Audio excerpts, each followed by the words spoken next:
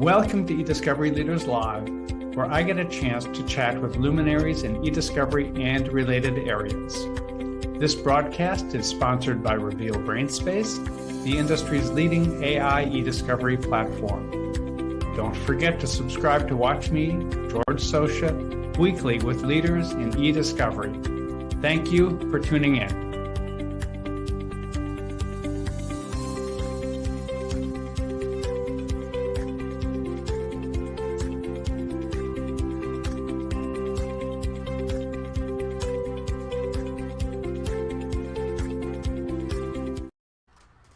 Welcome to eDiscovery Leaders Live, hosted by ACEDS and sponsored by Reveal. I am George Socha. I head up brand awareness at Reveal. On each episode of eDiscovery Leaders Live, I get the chance to chat with luminaries in eDiscovery and related areas. Past episodes are available on the Reveal website. Go to revealdata.com, select resources, then select eDiscovery Leaders Live. Our guest on this episode is Tom Martin. Tom is the CEO and founder of LawDroid. Tom, welcome. Hey, George. Thanks for having me on. Thanks so much for joining us. I would like to start, as I so often do, by asking you, who are you and what do you do? Well, I've been around for about 7 years in terms of the legal tech aspect of LawDroid, but I've been a lawyer for 25 years. So I share a lot of the same experiences that other lawyers, some of your audience may have, about trying to do more with less. And that was my primary objective in merging my love of law and technology in creating LawDroid 7 years ago. Initially with chatbots, but now adding generative AI on top of it to help lawyers make their jobs easier. So explain for us a little more, what is LawDroid? So LawDroid, there's two products that we have. The one that's been very popular lately is called Copilot. And we did come up with it before Microsoft, but it really doesn't matter. It's an AI legal assistant that can help lawyers to do a few different tasks that help them to get through the day more quickly. What sort of tasks does it help them with? Yeah, so three main ones that I'll mention is, and this one was highly requested by our users, was to be able to upload their own documents and then manipulate them in different ways to summarize them, extract key information. So that's one, to extract information from documents. The second is to do some basic legal research, not in depth that you would get with a big heavy hitter like LexisNexis or Westlaw, but it does get you cases and summarizations and even allows you to brief cases. The third one is that you can brainstorm. So if you're facing a blank page and you need to come up with something, it helps you to get those creative juices flowing. So this is one of two parts of what you offer. What's the other part? So the other part is a no-code platform that underlies Copilot. So it's what we built Copilot with. And one way to think of it that I think a lot of lawyers listening would be able to identify with is that they probably used WordPress, or they've heard of WordPress for making websites. Mm-hmm. We're the WordPress of AI. You can build your own custom AI chatbots using our system. What then powers all of this? So there's a blend of proprietary technology that we've created over the past 7 years and perfected from working with a number of different clients, legal aid organizations, law firms, and legal insurance companies.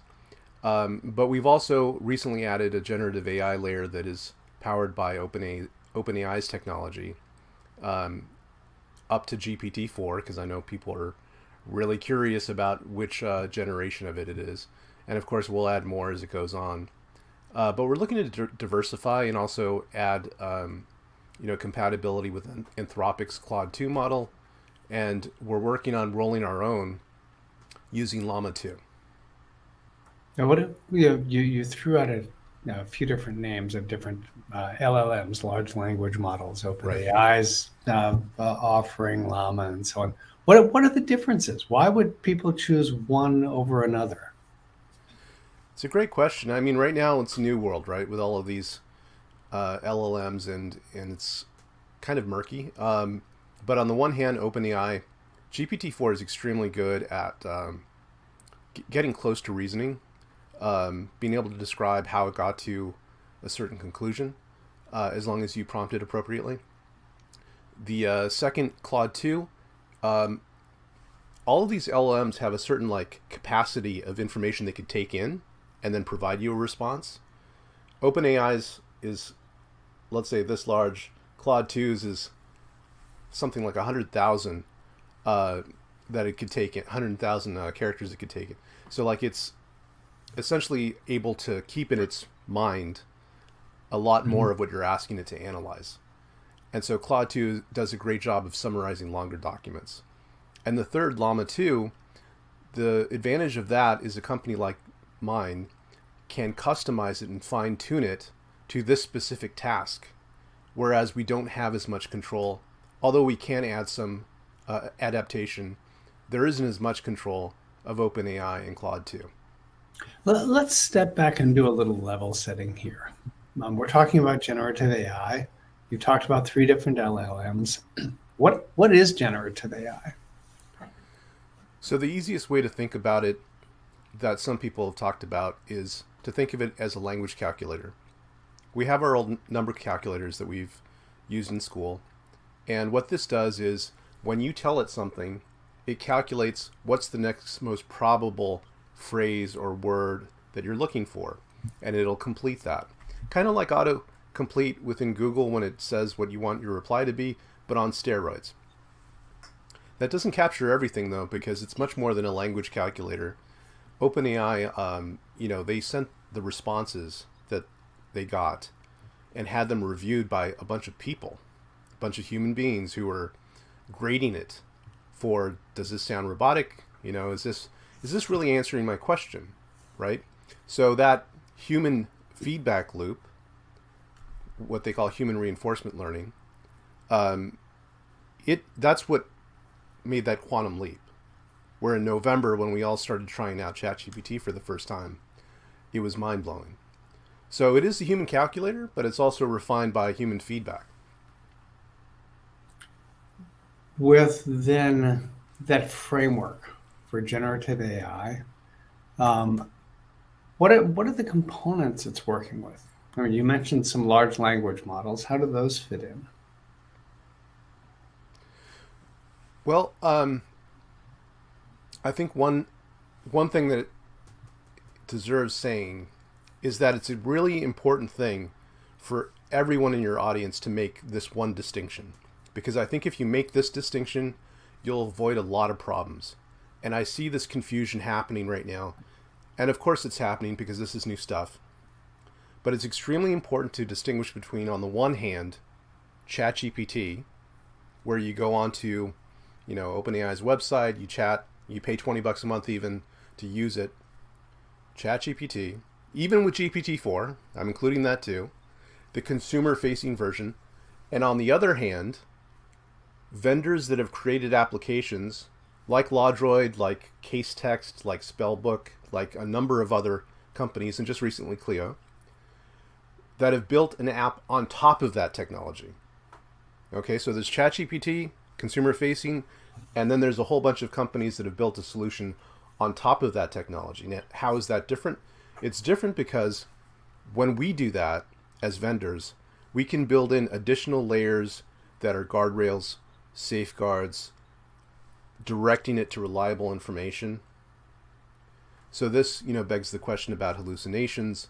We all know about the Schwartz Avianca case and what happened there. None of us want to be in that situation, obviously. Right. That was ChatGPT. ChatGPT is not made to be an oracle, right? But when you use one of these applications that's tied to a reliable source of information, it provides reliable answers. And that goes back to the maxim, garbage in, garbage out. Reliable information in, reliable information out. Um, Back when I was in law school and LexisNexis and Westlaw were just rolling out their electronic versions, it was required of us that we check all our citations. Um, this poor lawyer in New York didn't check his citations. As we begin to use more and more tools that are built with generative AI, how are we able to do the equivalent of checking our citations, even if it's not really citation checking we're doing? I think it comes back to old school ethics and competence. It's nothing that nothing has changed in that regard. Attorney Schwartz would have been saved if he had done his due diligence and, in order to provide competent work product. I hate to say it, but that's the way it is. It had nothing to do with the technology per se. Yes, the technology did produce hallucinations, but again, he learned the hard way that that's not what it's meant for. ChatGPT, like I said, it's not meant to be an oracle. He made that mistake.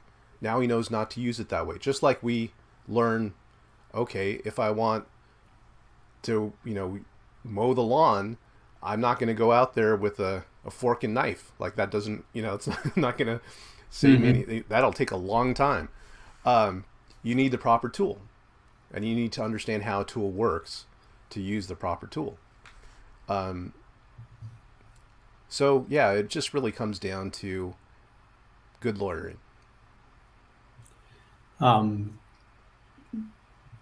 Going back a little bit and trying to tie what you're saying now back to something you mentioned earlier, we've got the very clear example, because we've all seen it, of the Schwartz case with ChatGPT 3.5. You've got something different. You've got Copilot. We know, or we think we know, how ChatGPT works. You put in a prompt, one might call it a question perhaps, and you get back what we think is some form of narrative response. With what you've built, how does that operate? What is that like with Copilot? Sure. Well, it operates differently with the different functions. We created these different functions or skills that you can employ. One, for example, the basic legal research function. You ask it, show me cases that have to do with proving toxic causation in California. A very specific request. It'll give you a ranked list of cases that apply. You could look at the previews. You could look at the cases. That's not mind-blowing. You could do that right now. But what it can do is you could hit one button. It'll brief the case, issue, facts, holding, reasoning. You could ask it to summarize the case, so you don't have to read the whole thing, and it'll provide you that. You could upload let's say a motion from opposing counsel, and it will, with a push of one button, and that's the difference here. What we've done is we've reduced the prompting to a button to reduce the mental load on lawyers. You don't want to become a prompt engineer. Like, who has the time for that? And who even quite knows what that means? Right. To be a prompt engineer. Right. But you do know that if you upload opposing counsel's motion, you hit one button to extract the legal arguments. Here are the legal arguments. Da, da, da, da, da, da, like gives you the whole thing right there. Then one more button, and it will give you all the legal citations that opposing counsel cited, as well as what they're saying it stands for. Then you could run the research on those cases, and then with the push of one more button, you can create initial draft legal arguments to oppose what you just read. So it's that kind of speed that brings a lot of advantage to lawyers right now. Well, with something like that, with the example you just used, where you've got an opposing counsel's brief, would you load the entire document in as one thing? Would you break it up into pieces for discrete purposes? Is there a better approach here? Sure, and I could get more into the weeds of how technically we do it, but ChatGPT, the consumer-facing version, like, there's some limitations in how much you could, you probably have to cut and paste the text into that, or if you had one of the plugins, you could upload it. But what we've done is we've made it so you don't have to really think about that. You just upload the document. It could be 20 pages, it could be 200 pages, and it's called ingesting that entire document into our vector database. Basically, it gets converted from text into numbers so the computer can understand it. And then we run an analysis against that and create an extraction of different keywords or summarize it or whatever you'd like to do with it. So you can choose what the format of the answer back is, depending upon your purposes then? Exactly. One, for example, is if you upload, let's say, a deposition transcript, and you want a summary, but you don't want just a general summary of everything. Usually what you want is, I'd like you to summarize this and extract all references to the smoking gun, for example. And then it gives you, here's all the places where you could find the smoking gun with page references. That used to be something you would hand over to a legal assistant or paralegal, and it might take them some time to get that to you. Now it could literally be 1 minute you get it done, or less. So you can load in opposing counsel's motion papers. You can load in deposition transcripts. What other types of documents might lawyers want to load in? As many as they can imagine. But one other use case I would mention, because it's a really valuable one, is that in-house counsel, you probably have a lot of people throughout the enterprise, the company, asking you questions. It might be like HR policies or things like that. And one way to handle a lot of those questions at scale without having to take time out of your day when you're working on something to answer each and every question on the fly is that you can upload policy manuals and documents and best practices into our system, and then you can create a chatbot that interacts with the company. And if they have a question about some policy, it'll give them an answer. And so instead of putting the burden on the employees to have to filter through all this legal mumbo jumbo to get an answer, the chatbot reads it for them and provides them the answer, and only gets the information from that resource. It doesn't make anything up. It can't. It has to draw it from that information. So it provides lawyers with a lot more time to work on the important stuff. And then if there's a real important issue that comes up, the chatbot could flag it and hand it over to the lawyer. And I assume that means that if you ask it a question, it doesn't have the information to provide a meaningful answer.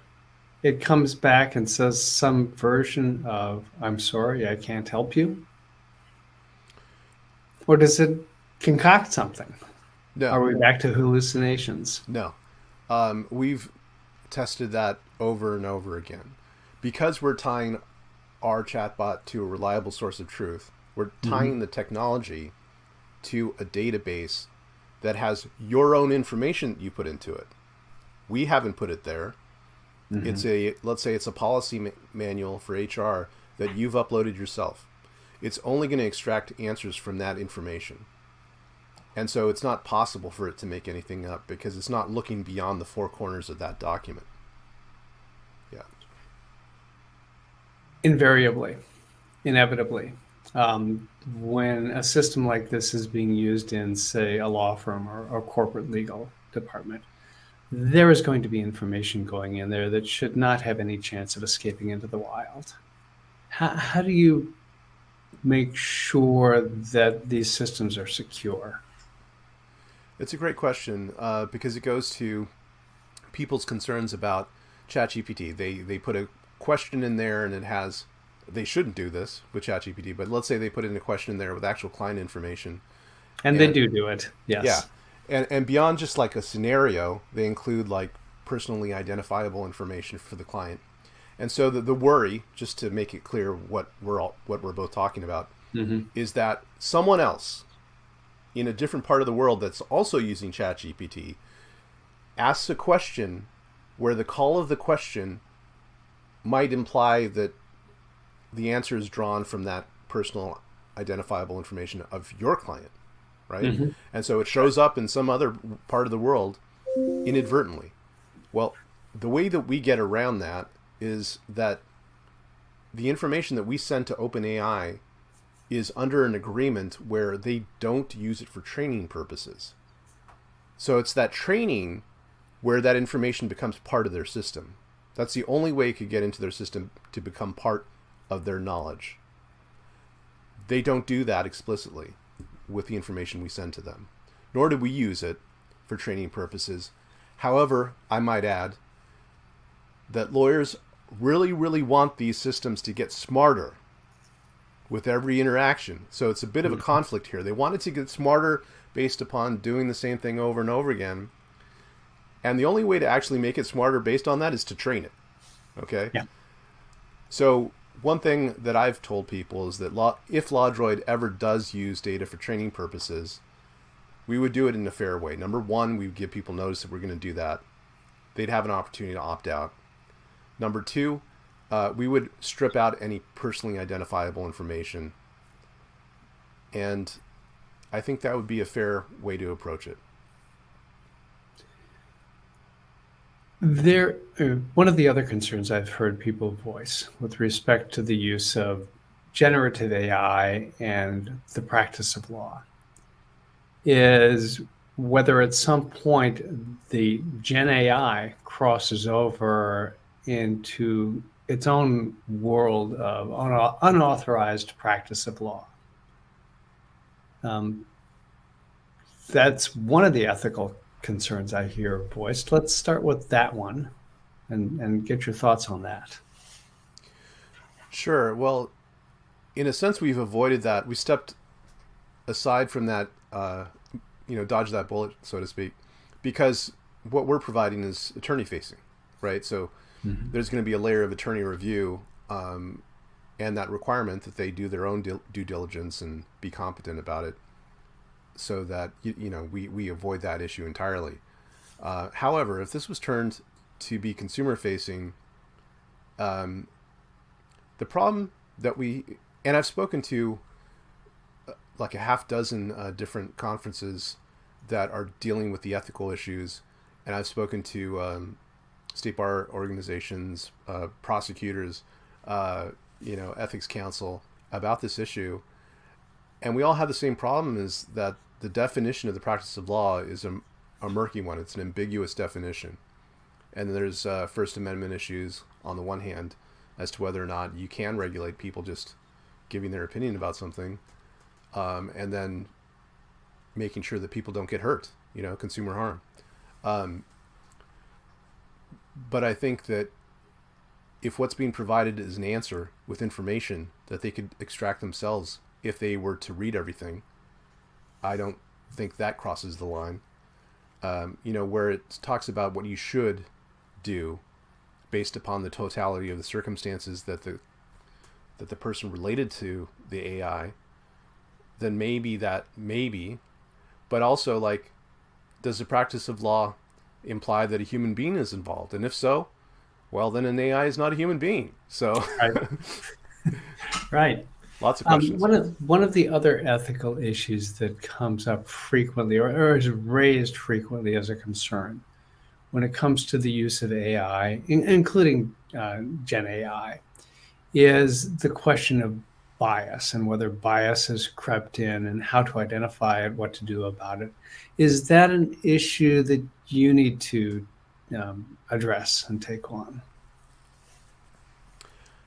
I don't know that we need to address it in what we're taking on, because like a client's, like a customer of ours, an attorney or a legal organization of any kind, in-house counsel, they're uploading their own documents, so it is what it is. Like those documents reflect whatever they reflect. And then as far as providing like basic case research, the cases say what they say, so it's not us interjecting anything.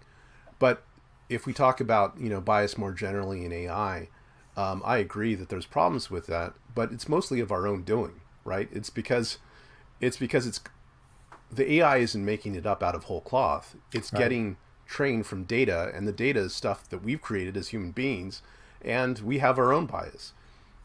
What I do think that gets improved is that now that we have these types of systems that can almost intelligently review these different pieces of data, they could see patterns that, in the abstract may not make sense without bias and identify them for us. Whereas for us, maybe we can't see it. So to have a second set of eyes that can point these things out for us is extremely important, and actually will help us to get to a better place. What other ethical concerns do you hear raised or do you try to address? One issue that we've talked about to a certain extent is competence, right? But I see it as the other side of the coin. Is actually by using systems like this, you become more competent. You actually meet your duty of competence, and there's also a technological competence requirement. And the way you meet it is by playing around with these systems, not avoiding them, but jumping into them, understanding how they work, and only then can you make an educated judgment as to whether or not they're useful for your purpose.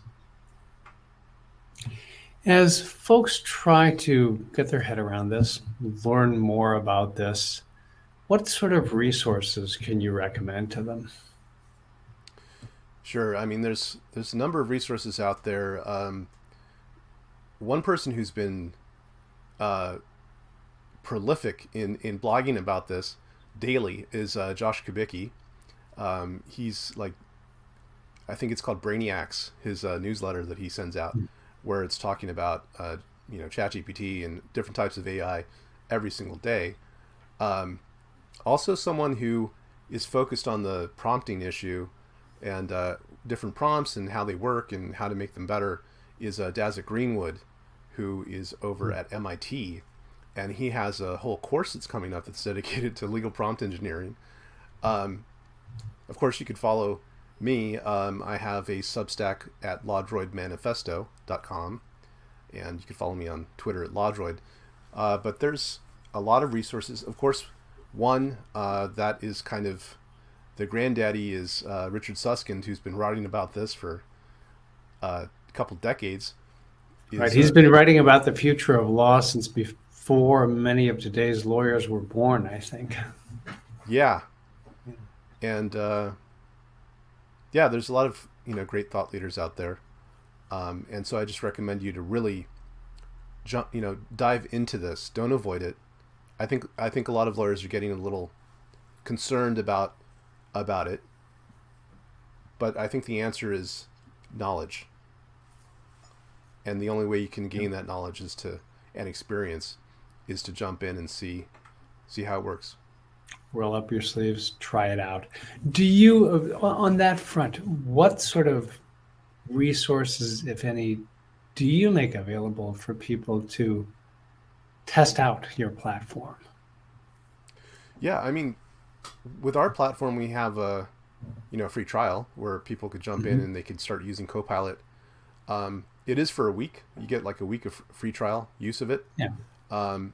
And then it's extremely inexpensive for this type of offering. But our platform where you can build your own custom chatbots is also offers a 30-day. Well, that's even longer. It's a 30-day free trial, and to make it even easier to build your own stuff, because you also don't want to start with a blank page. Is we have templates of different use cases. So like if you wanted to create a Q&A bot where you could upload documents and it'll answer questions on the fly, we have a template where with a click of one button, you can create a working model of that, and saves a lot of time. Those would then be, I guess, closer to WordPress plugins than WordPress templates, no? Yeah, kind of, yeah. Yeah. And that's the idea, to make it push button simple. Great. Well, Tom, thank you very much for joining us today. Tom Martin is the CEO and founder of LawDroid, a generative AI-powered platform. I am George Socha. This has been eDiscovery Leaders Live, hosted by ACEDS and sponsored by Reveal. Tom, thanks so much for joining us. Thanks, George. Bye, everyone.